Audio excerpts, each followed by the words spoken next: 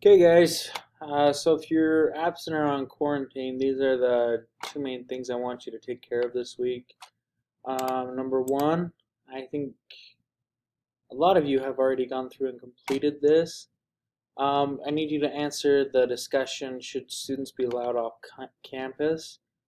Uh, so this discussion relates a lot to COVID-19 because of the bugs and viruses, whatever you want to call it, that we pick up around town. Should students be allowed to leave campus off school?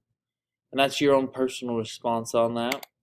The second discussion, this isn't due till the upcoming week, is should phones be eliminated? So these cell phones that we all have, or know people who have been found to impact mental health.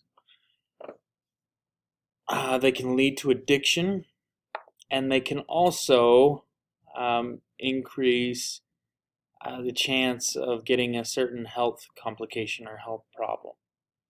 I don't know if you guys have seen what's going on with the whole 5G stuff, but that's kind of interesting. But because of what's going on, some people are arguing that cell phones should be banned or outlawed in the United States. What do you think about this and why?